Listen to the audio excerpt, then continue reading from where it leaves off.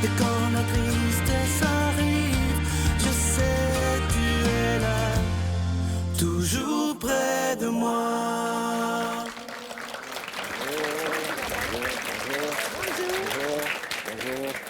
Bonjour, Sœur Angèle. Bonjour, Comment Sylvain. allez-vous? Très bien. On est toujours au Résidence Soleil de Sainte-Julie. Oui, en effet. Merci de nous accueillir aussi nombreux. Bonjour. Puis on a des visites aussi. On a plein de visites Belle d'ailleurs. visite. Oh, C'est bien. C'est gentil. Merci. On va saluer les gens à la maison. Bonjour, bienvenue à Bonjour, votre tout le émission monde. La Victoire de l'amour. Aujourd'hui, c'est une émission comme un roman, j'ai l'impression. Moi, je pense que c'est un grand roman. Un beau roman d'ailleurs. Un beau à part de Il ça. s'agit, imaginez, un homme qui a été marié pendant 22 ans. Il a eu son annulation de mariage. Il est père de 2 enfants, grand-papa également, et il est prêtre catholique. Il est curé de paroisse maintenant. Vous allez voir une belle histoire. Et il a rêvé toujours d'être prêtre, et il l'est maintenant. Et je pense que ça fait un prêtre, justement, très proche des gens. Et en chanson, on aura notre ami Miguel. Monsieur Savoie sera là également avec nous. Et vous, Bien je sûr. vous invite à aller vous asseoir en quelque part. regarde, il y a une Juste belle là, place. Sœur Angèle. Hey, j'ai une belle Et vous place. allez rencontrer la fille Hey, Edith, de notre c'est une invité. belle fille. Oui. Ah, je l'ai vue. Oh! Et notre invité, c'est l'abbé Jean-Claude Boudreau.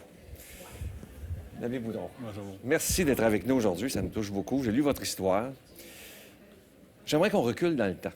Vous avez été marié 22 ans, Oui. mais quand vous étiez jeune, vous aviez ce désir-là d'être prêtre. Oui, jeune, j'étais un catholique très, très, très pratiquant. Je servais la messe, j'allais à la messe régulièrement sur semaine. Et à un moment donné, j'ai vécu une expérience en communauté chez des frères maristes. Et ça s'est terminé après 3 ans de façon négative. Et à ce moment-là, je me suis dit, bah, je n'avais pas la vocation. J'ai rencontré une femme et je me suis marié. J'ai eu les enfants. Puis en 99, ben, notre mariage s'est dissous.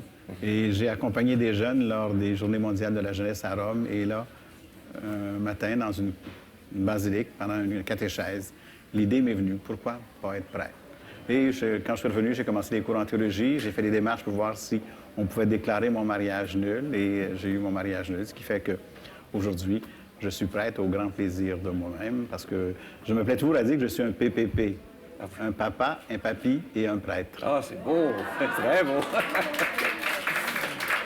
Je lisais sur vous que pendant vous avez été marié, vous aviez délaissé complètement la foi. Est-ce que j'ai bien lu? Oui, pendant 22 ans, j'étais comme tous les gens d'aujourd'hui, un croyant non pratiquant. Croyant? Un croyant non OK, non pratiquant pratiquant. qui allait à la messe une fois par année à Noël pour les enfants. Et pour moi, j'avais pas besoin de Dieu parce que j'avais la maison, l'emploi, les autos, j'avais tout, j'avais des enfants. Pour moi, j'avais plus besoin de Dieu. Et à un moment donné, j'ai réalisé qu'il manquait quelque chose.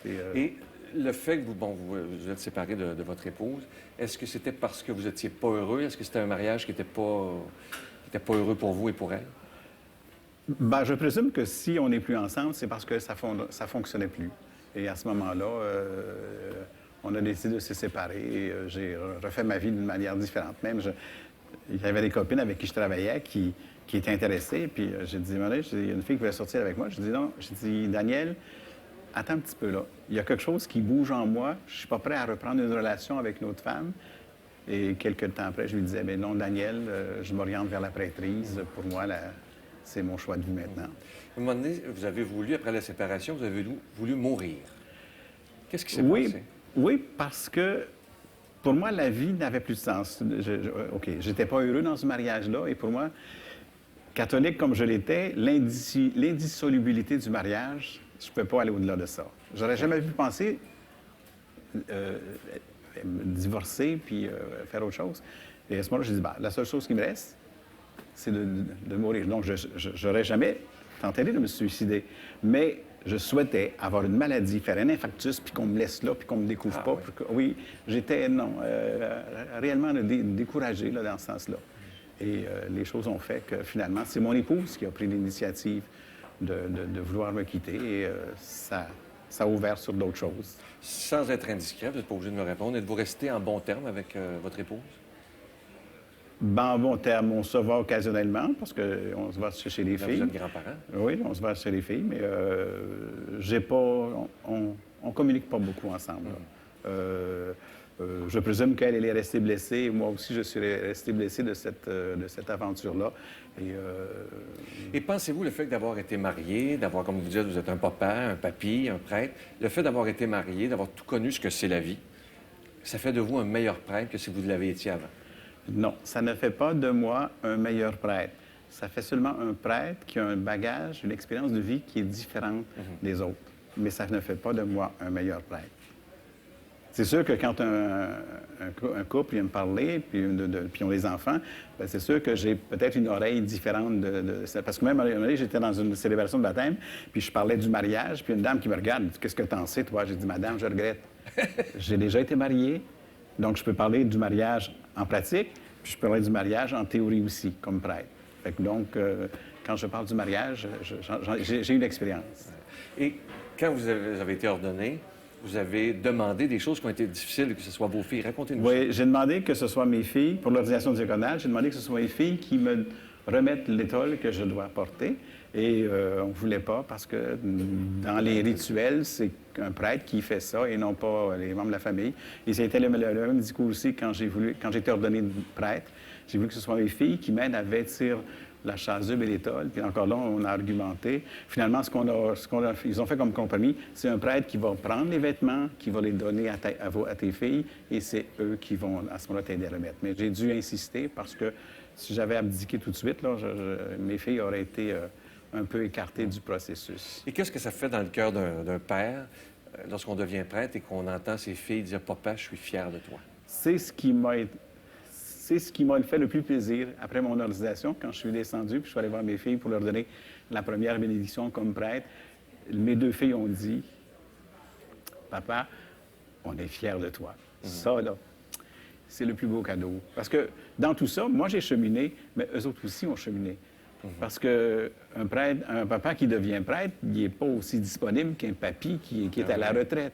Donc, ils le savent et ils tiennent compte de ma vie personnelle à ce moment-là. Et pour moi, c'était un moment très, très, très important quand ils m'ont dit ça. Puis je suis fier. De toute façon, Edith, c'est moi qui ai présidé son mariage.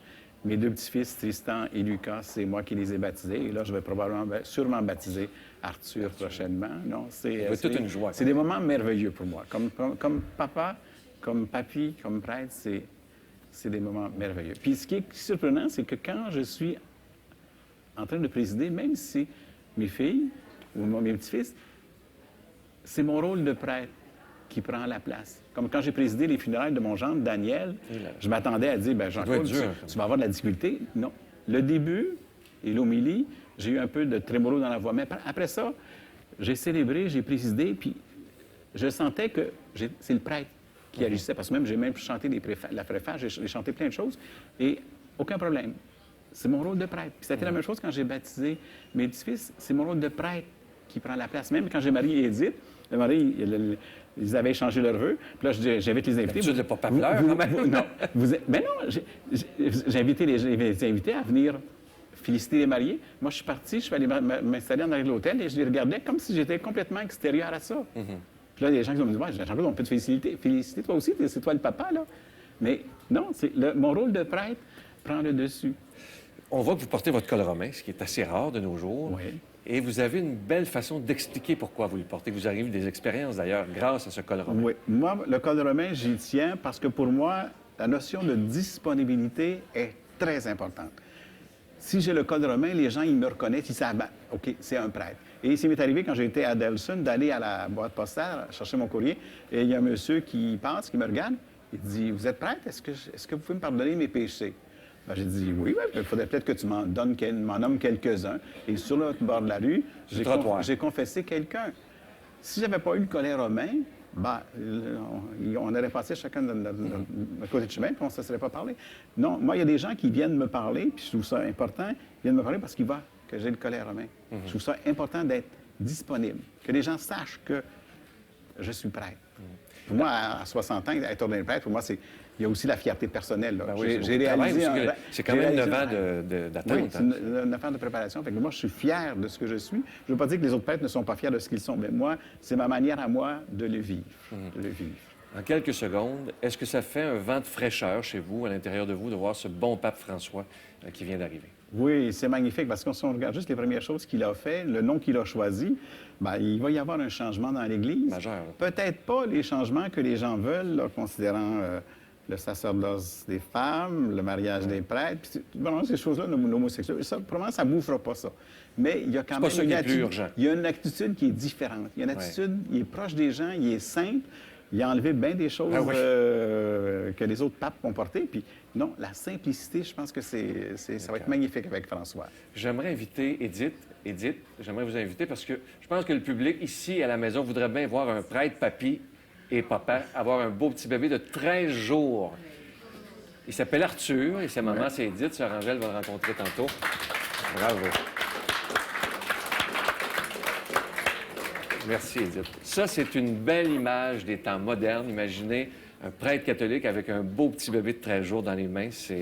Pour moi, c'est magnifique. Et en plus, vous êtes le papy. Oui. Là, je le regarde, il a les larmes aux yeux. Vous êtes un humain et c'est très beau. Oui. Ne perdez jamais ça. C'est ce qui est important, être humain. Il y a des gens qui viennent me voir et disent, il y a des émotions. Quand une émotion monte, c'est parce que Dieu est présent. Ouais. Dieu, il génère des émotions. Et c'est vous qui allez le baptiser. Oui, j'espère. C'est magnifique. De toute façon, je ne laisserai pas faire quelqu'un d'autre.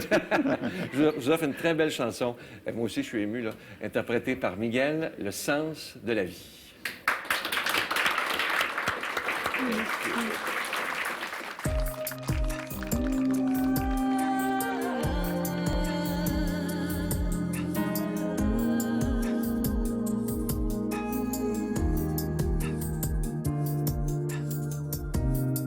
Tu m'as fait naître dans l'innocence. Tu m'as donné la liberté et de l'amour en abondance. Tu as fait un monde parfait. Tu as éclairé mes nuits de doute. Tu m'as toujours accompagné. Tu m'as aussi montré la route. Comme un voyageur égaré. Au Saint-Esprit, tu es le vrai sens de la vie. Tu es le vent qui pousse mes ailes. Au Saint-Esprit, tu es le vrai sens de la vie. La lumière qui mène au ciel. Tu as créé le paradis. Tu m'as donné l'envie d'aimer. Et tant de fois je t'ai trahi. Mais tu m'as toujours pardonné. Au Saint-Esprit, tu es le vrai sens de la vie. Tu es le vent qui pousse mes ailes. Au Saint-Esprit, tu es le vrai sens de la vie. La lumière qui mène au ciel. Au Saint-Esprit, tu es le vrai sens de la vie. Tu es le vent qui pousse mes ailes. Au Saint-Esprit, tu es le vrai sens de la vie.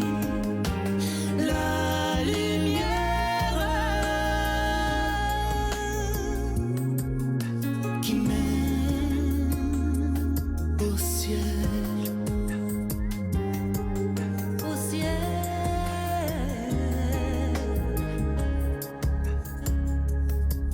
Au ciel.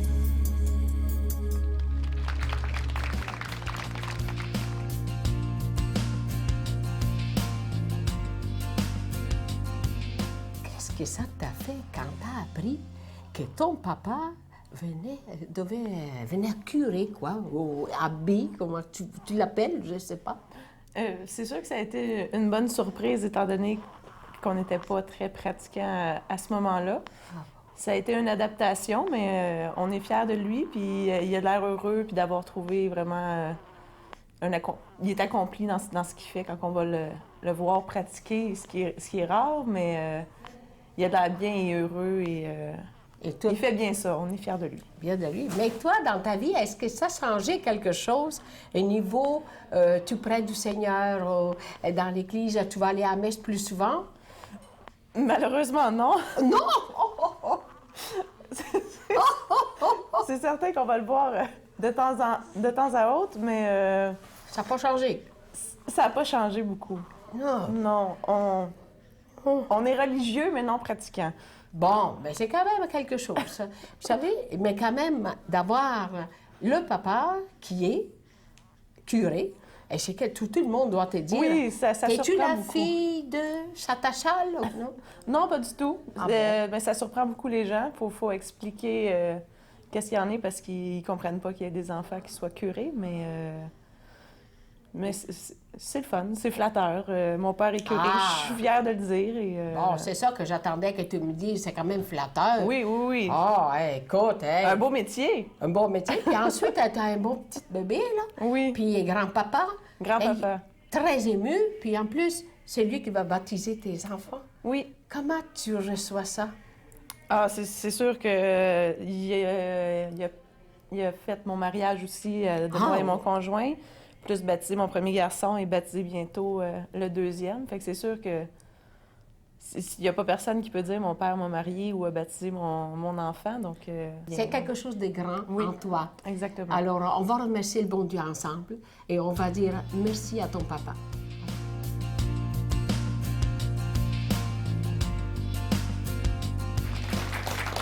Bonjour, M. Savoie. Bonjour, M. Sylvain. Aujourd'hui, on continue votre credo et aujourd'hui, je l'aime beaucoup. Malheureusement, c'est quelque chose qu'on ne vit plus beaucoup dans notre société et vous avez bien fait de l'écrire. Le sens de l'écoute est essentiel. Ça, c'est rare de nos jours. Bien, voyez-vous, pour moi, le sens de l'écoute, ça a toujours été très important. Comme je le dis souvent, pour moi, je suis pas venu au monde dans une famille quand même qui avait beaucoup de facilité. Mon père, c'est un bûcheron. Ça fait que pour moi, ça a été très important pour moi d'écouter dans la vie parce que on dit des gens, quand ils écoutent, ils apprennent. Puis pour moi, ça a été une des choses qui a été très, très importante. Parce que les gens qui prétendent tout connaître, tout savoir, pour moi, je trouve ça toujours curieux. Parce qu'on a toujours à apprendre des choses. Puis quand on écoute, on apprend. Puis, comme je dis toujours, on peut le mettre en pratique par après. Prenez comme moi, quand même, à toutes les années, dans les résidences soleil, je fais une assemblée générale avec tout mon monde, puis je leur dis d'inviter aussi leurs enfants s'ils veulent, puis de mettre les suggestions qu'ils ont dans une boîte. Puis après ça aussi, je leur donne le temps de parole s'ils veulent poser des questions. Parce que quand on sait, on peut apporter quand même des solutions aux problèmes. Ça se fera pas toujours instantanément, parce qu'il y a des choses quand même que ça prend un peu de temps, mais on va pouvoir mettre les efforts pour arriver à quelque chose. Parce que pour nous, si on écoute, puis on peut régler les problématiques que les gens ont, quand on va se promener dans nos salles à manger, qu'on va rencontrer ces gens-là, ils vont avoir un beau sourire. Parce qu'ils vont voir que vous les respectez. Bien oui, assurément, parce que s'il n'y a pas de respect, bien, je pense qu'à partir de ce moment-là, tout le monde va être malheureux.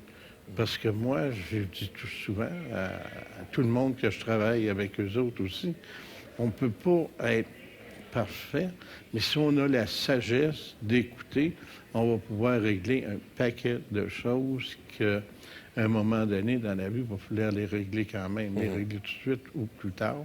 Mais c'est l'écoute que je pense quand même qui peut faire des gens qui sont un peu plus attentifs à ce qui se passe. Autant en affaires que dans la vie de famille. L'écoute, si on s'écoutait plus, le monde irait mieux. Bien, naturellement, si on écouterait plus, le monde irait beaucoup mieux parce qu'il y aurait beaucoup plus de solutions. Ouais. Je vous rappelle que si vous voulez voir le beau credo de la famille Savoie, c'est sur le site Internet que vous voyez au bas de l'écran des Résidences du Soleil. Monsieur Savoie, merci. Ça m'a fait plaisir.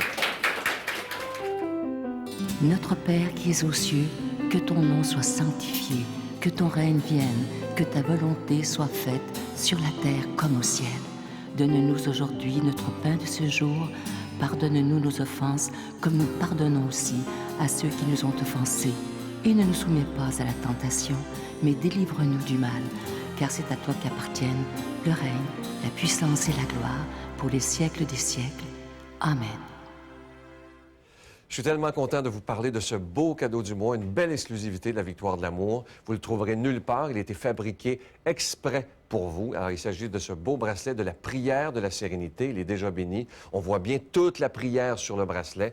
Et c'est magnifique lorsqu'on peut le porter, l'offrir en cadeau. Et lorsque ça va pas, juste de regarder ce bracelet et dire au Seigneur, je sais que tu es avec moi, mais viens me donner cette sérénité qui me manque présentement. Parfois, on vit des moments dans une journée qui sont pas faciles, mais juste le fait de porter ce bracelet, ça peut nous aider à nous rappeler que Dieu est toujours près de nous. Je vous rappelle que c'est avec un don de 25 $ et comme ça se donne tellement bien en cadeau, vous en recevrez 2 avec un don de 40 $. Je vous donne l'adresse, la Victoire de l'amour, casier postal 120, succursale Boucherville à Boucherville, le J4B 5E6, je vous la redonne, la Victoire de l'amour, casier postal 120, succursale Boucherville à Boucherville, le J4B 5E6. Également par téléphone du lundi au jeudi pour la période estivale de 8h à 16h dans le 514-523-4433, 523-4433 ou sans frais, le 1-888-811-9291, 1-888-811-9291 et aussi sur notre site Internet, le www.lavictoiredelamour.org et aussi sur notre page Facebook. Évidemment, c'est Facebook, petit tiret, et la Victoire de l'amour, page officielle. Merci de tout cœur de votre générosité. Vous savez que vos dons nous permettent de produire et de diffuser ces émissions. Merci de votre prière. Et moi, je vous fais confiance totalement. C'est vrai que parfois, les mois d'été sont stressants, mais je mets ma confiance en ce Jésus que j'aime tant. Mon Dieu, donnez-moi la sérénité d'accepter les choses que je ne peux changer, le courage de changer les choses que je peux et la sagesse d'en connaître la différence. Amen.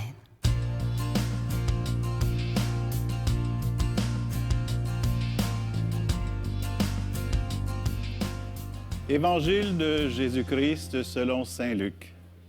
Parmi ses disciples, le Seigneur en désigna encore 72 et il les envoya 2 par 2 devant lui dans toutes les villes et localités où lui-même devait aller. Il leur dit, « La moisson est abondante, mais les ouvriers sont peu nombreux. Priez donc le maître de la moisson d'envoyer des ouvriers pour sa moisson. Allez, je vous envoie comme des agneaux au milieu des loups. N'emportez ni argent, ni sac, ni sandales, et ne vous attardez pas en salutation sur la route. Dans toute maison où vous entrerez, dites d'abord paix à cette maison. Et s'il y a là un ami de la paix, votre paix ira reposer sur lui. Sinon, elle reviendra sur vous. Restez dans cette maison, mangeant et buvant ce qu'on vous servira, car le travailleur mérite son salaire. Ne passez pas de maison en maison. Dans toute ville où vous entrerez et où vous serez accueillis, mangez ce qu'on vous offrira. Là, guérissez les malades et dites aux habitants, le règne de Dieu est tout proche. L'Évangile de ce dimanche nous présente Jésus, entouré de 72 collaborateurs dévoués et fidèles. À côté des 12, nous avons les 72. Jésus leur confie des missions très particulières et de courte durée. Il s'agit pour eux d'aller préparer sa venue. Pour remplir cette mission, il leur donne le pouvoir d'apporter la paix, de guérir les malades et de chasser les démons. Cette paix qu'ils sont chargés de communiquer, c'est d'abord la communion que les êtres humains s'efforcent d'établir entre eux. Comme les 72, nous, chrétiens et chrétiennes d'aujourd'hui, nous sommes envoyés en éclaireurs pour donner un avant-goût de la bonne nouvelle. Nous avons à témoigner de notre foi, non seulement à l'intérieur de nos cercles religieux, mais au-delà. Les églises ne sont pas les seuls lieux d'évangélisation. Le Seigneur a envoyé ses apôtres dans le monde entier. Pour nous, cela veut dire les lieux de travail, les lieux de loisirs, tous les lieux que nous fréquentons. Avant de se lancer dans cette grande aventure, les disciples reçoivent un certain nombre de consignes. Tout d'abord, ils sont envoyés 2 par 2. Saint Léon écrivait que si le Seigneur les envoya 2 par 2, c'est pour qu'en enseignant la charité, ils puissent d'abord la pratiquer. Nous serons reconnus comme disciples du Christ si nous avons de l'amour les uns pour les autres. Il est demandé aussi aux 72 de se présenter les mains vides. Ils ne doivent faire appel à aucun moyen puissant ou sophistiqué pour épater les gens. Pas d'argent distribué pour acheter les cœurs. La seule richesse qu'ils doivent présenter, c'est celle de leur foi et de leur bonté. Nous devons témoigner de l'espérance qui nous habite. Jésus prévient les 72 et à travers eux, chacun et chacune de nous, qu'ils doivent s'attendre à des résistances. L'Église n'a pas seulement besoin de prêtres aujourd'hui, mais aussi d'apôtres, laïcs et actifs. Nous sommes une Église missionnaire et notre foi est plus forte quand elle est partagée avec d'autres. En vertu de son baptême, toute Église est appelée à être apôtre, à être missionnaire de la bonne nouvelle. Cet envoi en mission nous est renouvelé chaque dimanche à la fin de la messe. Quand le prêtre nous dit « Allez dans la paix du Christ », c'est un renvoi, mais surtout un envoi. Ceux et celles qui sont venus à célébrer l'Eucharistie sont envoyés comme des agneaux au milieu des loups, comme des croyants au milieu des incroyants. Il s'agit pour nous d'annoncer que le règne de Dieu est tout proche. Seigneur, nous t'en prions, que ta parole nourrisse et réconforte ceux et celles qui la reçoivent.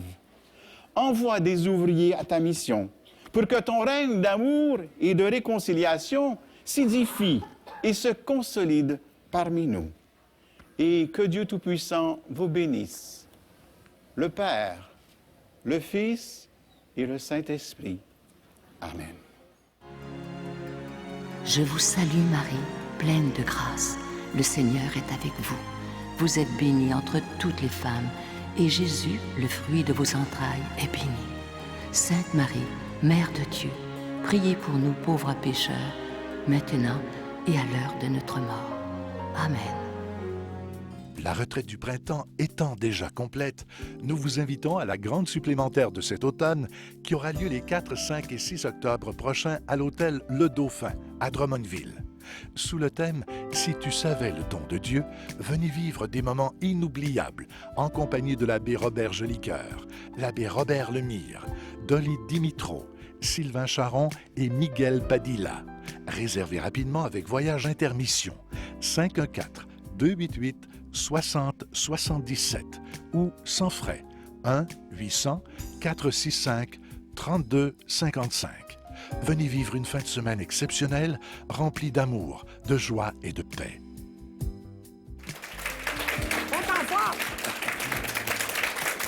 On va les applaudir. Tiens, non, toi, pour toi. J'espère que cette émission vous a plu. Vous avez dû voir ici les gens à la maison, les gens en studio. Quand il y a un petit bébé, on devient tous, toutes fébriles. Et c'est beau de voir cette belle vie toute tendre de 13 jours. C'est pas vieux, 13 jours. Moi, là, je dis pas grand-chose à ce temps-là. Je veux vous rappeler le beau cadeau du mois, qui est une belle exclusivité de la Victoire de l'amour, le bracelet de la prière de la sérénité. Vous pouvez toujours le commander à nos bureaux, vous savez, soit par la poste, soit par Internet, soit par Facebook, par téléphone.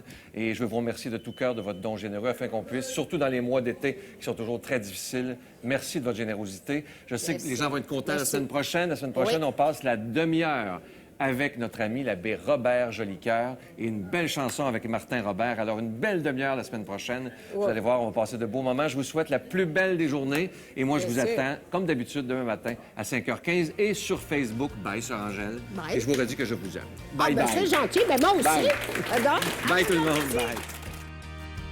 La Victoire de l'amour remercie de tout cœur les Résidences Soleil de leur accueil si chaleureux.